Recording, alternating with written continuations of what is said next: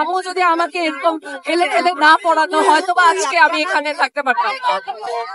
মানে এটা মা দিবসের বেস্ট গিফট মায়ের জন্য, এটা ঠিক আছে, ভালো কোনো গিফট হতে পারে না। সত্যি কথা বলতে আসলে এত বছর যে স্ট্রাগলটা করছি এটার যে একটা রেজাল্ট আসছে এটাই আসলে সবচেয়ে বেশি খুশি লাগতেছে। আমি সবার রেজাল্ট জানি না, বাট যারা যারা ভালো করছে বা যারা পাস করেছে তাদের জন্য খুবই ভালো লাগছে। স্ট্রাগলের জার্নিটা একটু শুনতে চাচ্ছিলাম, যে স্মরণীয় কোনো ঘটনা আছে? স্মরণীয়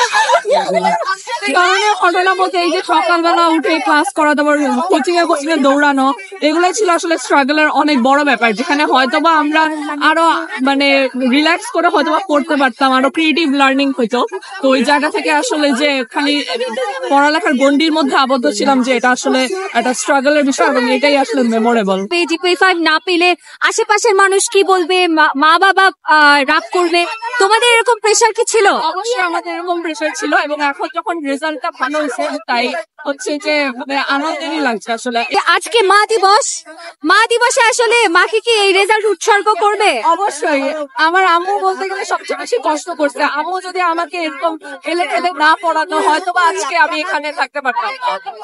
রেজাল্ট নিয়ে খুব খুশি, এবার গোল্ডেন প্লাট পেয়েছি, আর আশা করবো যাতে তারাও সেম রেজাল্টই করতে পারে। আচ্ছা, গোল্ডেন A+ পাওয়ার পেছনে আসলে তোমাকে কতটুকু কষ্ট করতে হয়েছে? সম্ভব না।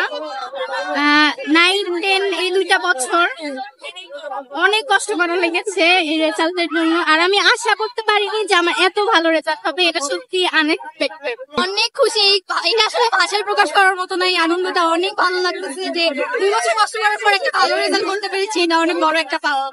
আচ্ছা, all the credits goes to our parents and our teachers because তাদের কঠোর পরিশ্রমে আমরা ভালো রেজাল্ট করতে পেরেছি। তারা পারতাম না। মানে এটা মা দিবসের বেস্ট গিফট মায়ের জন্য, এটা ঠিক আছে, ভালো কোনো গিফট হতে পারে না। আমি অনেক খুশি, আমার মনে হয় এইটার থেকে বেটার গিফট আমার কিছুই দিলেই খুশি হইতে পারে। কিছুক্ষণের জন্য তো বিশ্বাসই হয় না যে এত সুন্দর একটা রেজাল্ট পাবো। 10 বছরের একটা রেজাল্ট, আলহামদুলিল্লাহ যা পেয়েছি।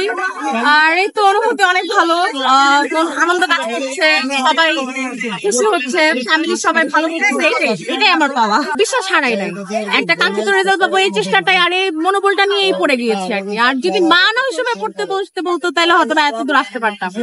আচ্ছা, সব থেকে বড় মনোবল কে দিয়েছে? মা, আমার মা এখানে আছে, উনি সবচেয়ে বড় মনোবল দিয়েছে। কারণ দেখা গেছে অনেক সময় পড়তে পড়তে ক্লান্ত হয়ে গেছে, আর পড়তে মন চায় নাই, তখন প্রেরণা মা দিয়েছে যে না বসো, একটা ভালো রেজাল্ট পাবা, এই আনন্দের দিনটা পাবা, এটার জন্য।